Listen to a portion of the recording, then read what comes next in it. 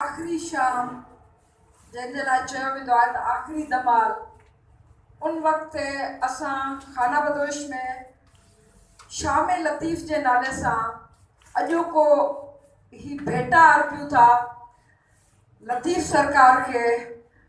लतीफ़ जंहिंजे लाइ मां ईअं चवां त लतीफ़ सिंध लाइ सिंध जो सॾु आहे, त लतीफ़ सिंध जी सदाब आहे। लतीफ़ बार बार पंहिंजी शाइरीअ में जंहिंखे मौज़ू ठाहे थो, उन्हनि लाइ हर सिंधीअ खे ईअं महसूसु थींदो आहे त हू असांखे किथे न किथे पुकारे रहियो आहे, सॾु करे रहियो आहे। मां सभ खां पहिरीं अॼोके ॾींहं जी शुरूआति लतीफ़ साईं जी वाई सां असां पंहिंजे प्रोग्राम जी शुरूआति कंदासीं ऐं लतीफ़ साईं जी वाई पढ़ण लाइ ईंदो सईद समेजो।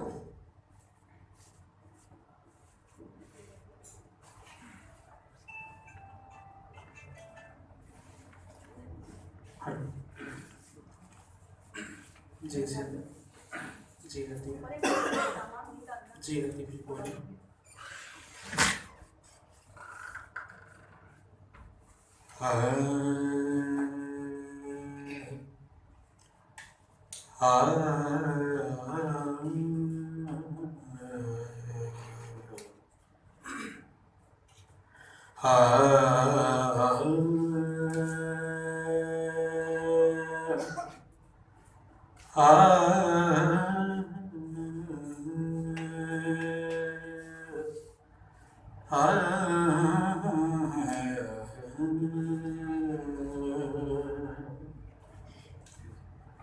छोरी छड़ मां छपरी,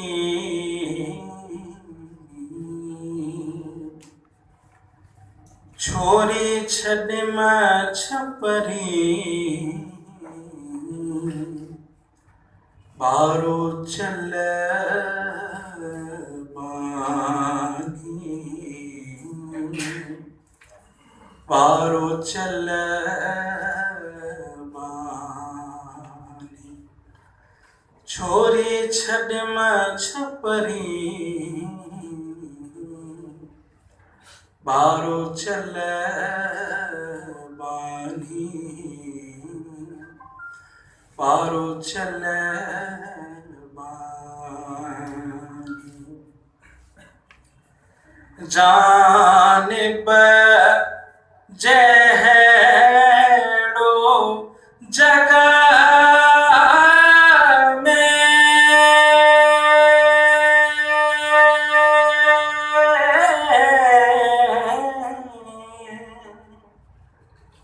जान बजहड़ो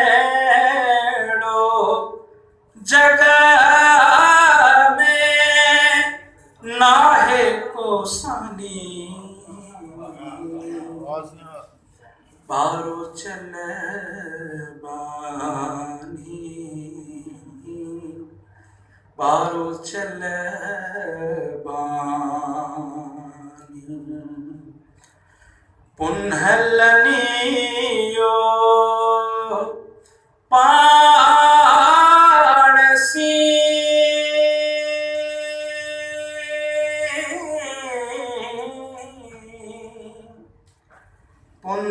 पुन्हलनियो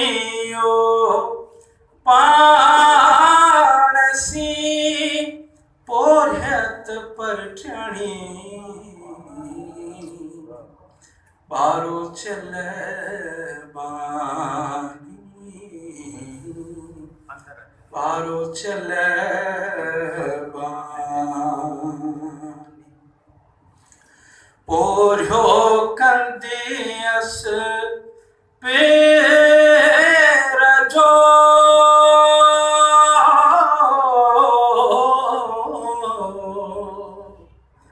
पोरियो कंदियस पेर जो, भरी दियस पानी, पारो चले बानी पारो चले बानी अतियों शाह लतीफ चए भेट जो घोट लतीफ चए ईदम आयणी पारो चले बानी पारो चले बानी छोरी छॾिम छपरी पारो चले बानी पारो चले बानी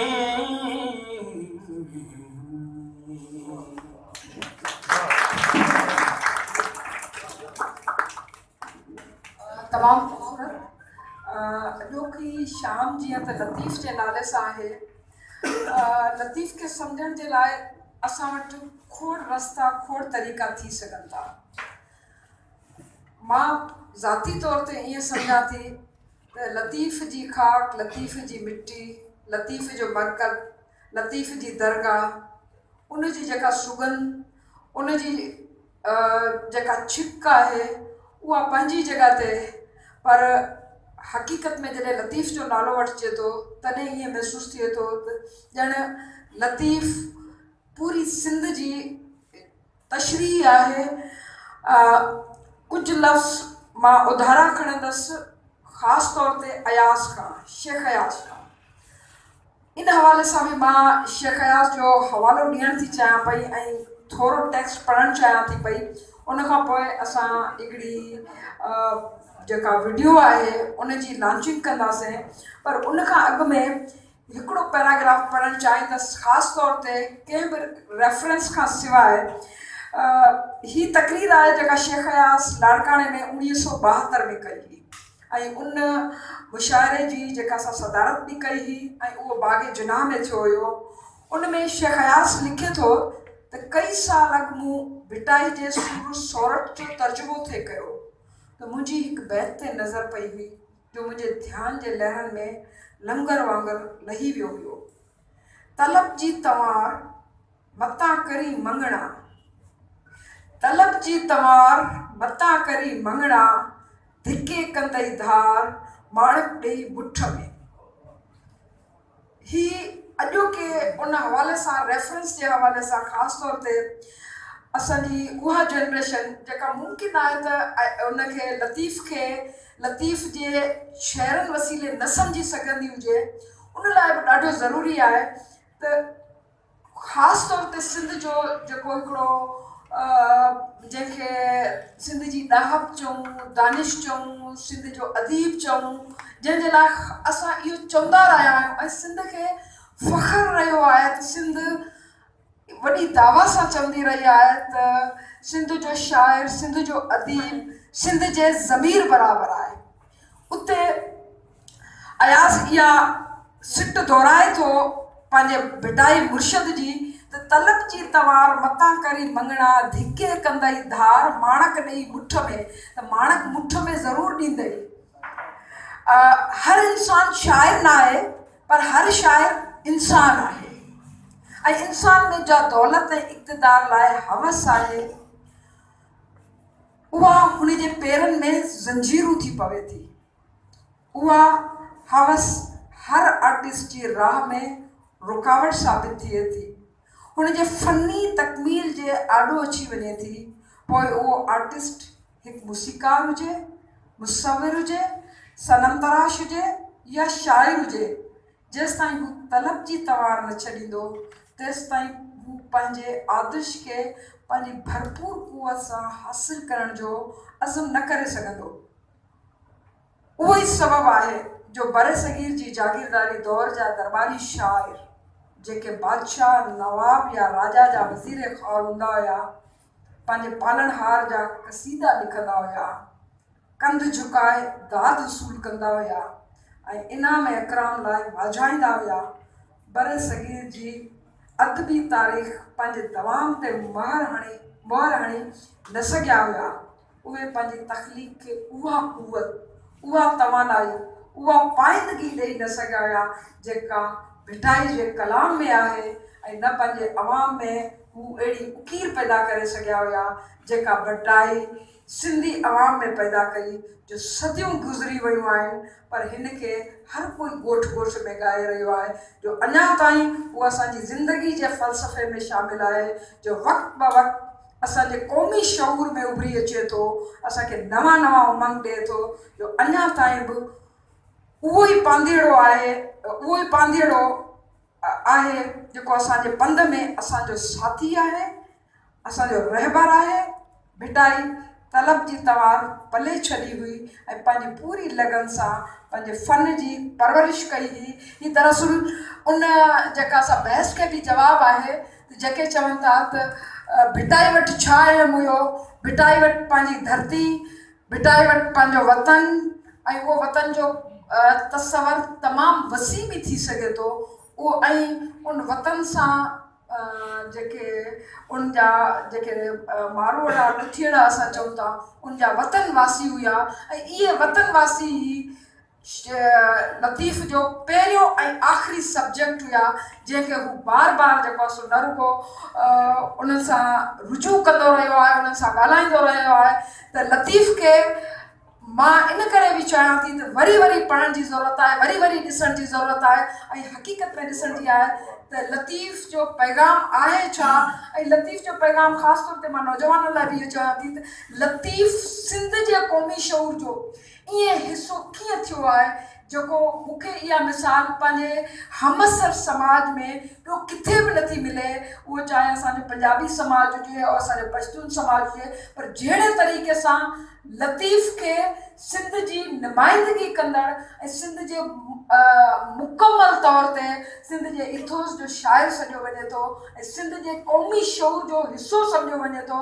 मां सम्झां थी इहा लतीफ़ जी जेका इहा मञता आहे उहा ॿी कुझु कोन्हे, पर उहा इहा ई आहे जेका हुन वार्ड पंहिंजे फ़न जे लाइ क़बूली हुई, ऐं फ़न खे दवामता दाइमता तॾहिं ई मिले थी जॾहिं उहो पंहिंजो रिश्तो उन्हनि माण्हुनि जे उन्हनि जे इथोस सां जोड़े थो।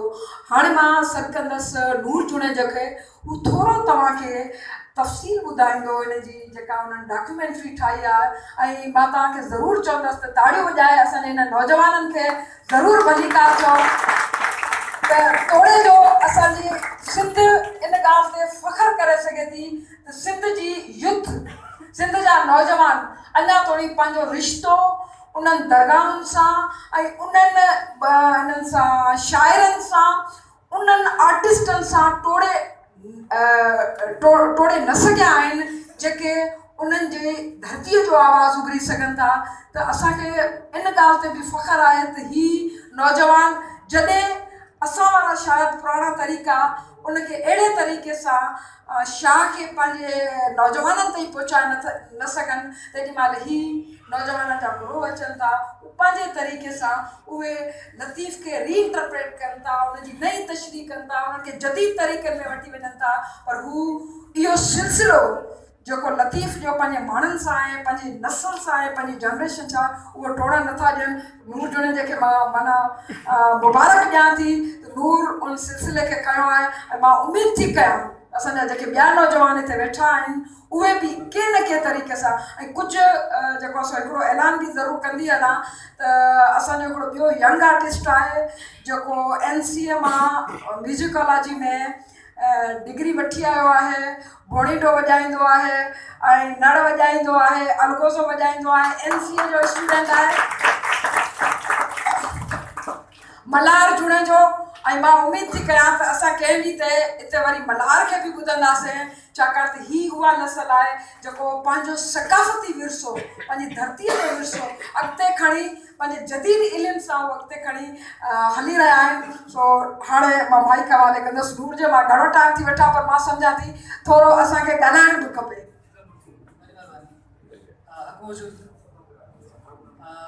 बस नंढी मुख़्तसर सी स्पीच जेका लतीफ़ साईं जे ॿिनि शेरनि सां शुरूआत कंदासीं। पहिरियों शेर हुए त वेजन वटि, हुए त वेजन वटि तो कीअं जी जॾो कयो। हीउ उहो सुवालु आहे, अहिड़ो सुवालु आहे जेको हर फ़र्द जेको सोचे थो, जेको प्रोग्रेसिव आहे पंहिंजे वजूद में, इहो उन खां सुवालु आहे त हुए त वेजन वटि तो कीअं जी जॾो कयो, दारू इन दर्द जो आहे हुननि हटि। इन जो हल उन्हनि वटि ई आहे, उन्हनि जी दुकान ते ई आहे, पर तो कीअं जी जॾो कयो। Basically this is the question of philosophy. तो कीअं जी जॾो कयो, दारू इन दर्द जो आहे उन्हनि हटि, सुपेरी सबा जा घणा, तो में हुई का घटि। हाणे ही मोमेंट आहे रियलाइज़ेशन जो, व्हेन यू रियलाइज़ त उहो तव्हां में ई मसलो आहे बेसिकली। ऐं you have need to adjust yourself. हुए त वेजन वटि तो कीअं जी जॾो कयो, दारू इन दर्द जो आहे उन्हनि हटि, सुपेरी सबा जा घणा, तो में हुई का घटि। हाणे बसि एतिरो कर, ख़ाली आदत इहा मट त मुल्क मिड़ई मलीर थिए।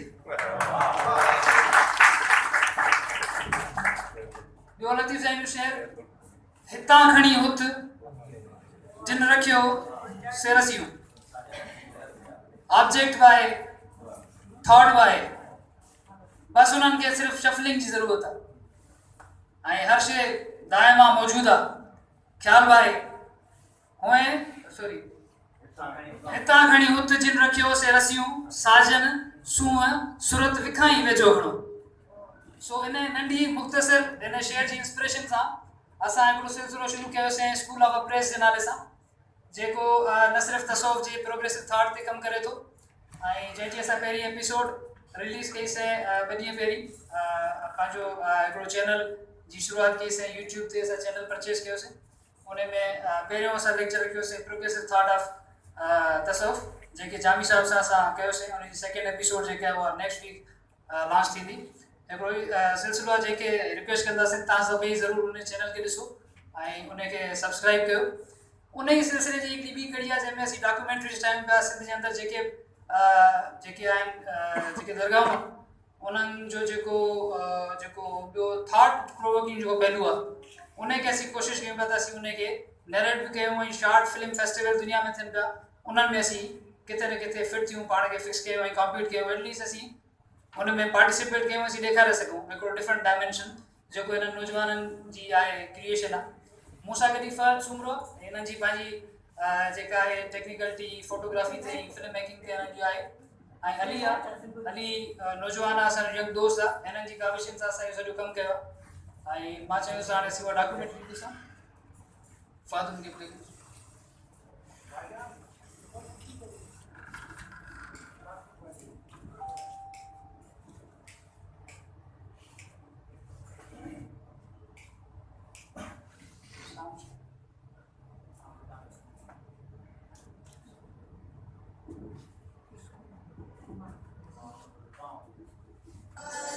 सिंध जो शौक़ दिलों की पिटाई, सिंध जो कामिल सूफी शायर आरिफ अहमद।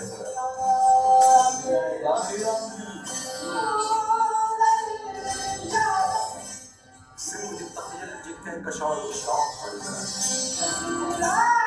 जन्नत सिंध पर नंढे खंड में रहंदी तमाम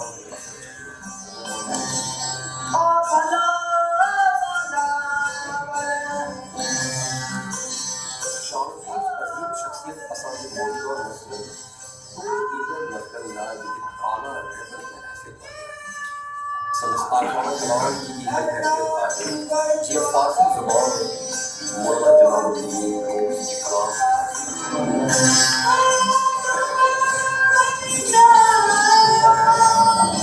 शार्क़ी आफ़त कलाम ते दुनिया जे केतिरनि ई मुल्कनि जा आलिम ऐं नाहव तहक़ीक़ूं करे चुका आहिनि ऐं करे रहिया आहिनि।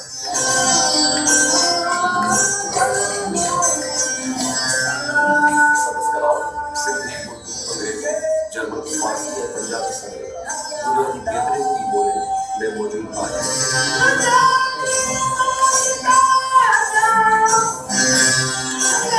शारकीर जी मज़ार हैदराबाद खां 5 किलोमीटर जे फ़ासिले ते वाक़िआ हेडशा शहर में कराड़ ढंढ जे कंधे ते मौजूदु आहे, जिते हर रोज़ हज़ारें पांजेड़ा हाथी जहिड़ा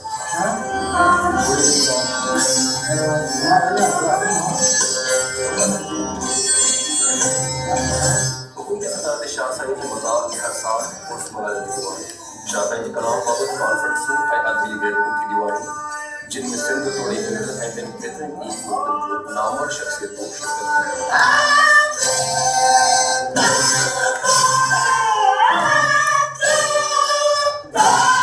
शादी पहली शायरी में अमन भाईचारे है वादनियत को तरफ नहीं शाहरती बिडाई जो रूहानी कलाम सरस्वती दरबार हिस्से में साफ आलम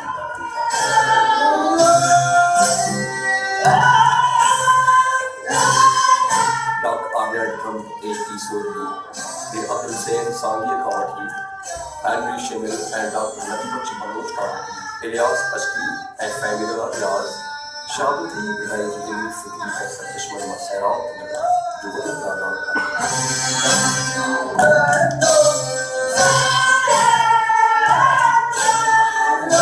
शामिल थी जो कलाम जो शाफ रिसालत के हो गए वो तीन सुरंग के मुश्तमिल था पर रिवायत मुझे चोटी से उठाया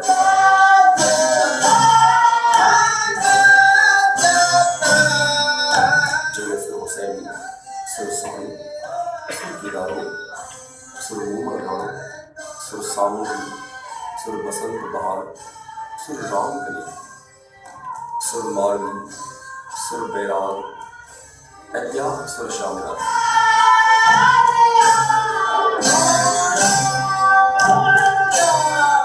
शासन की कटाई सुबह से लड़े इसलिए हालों में शाह हबीब की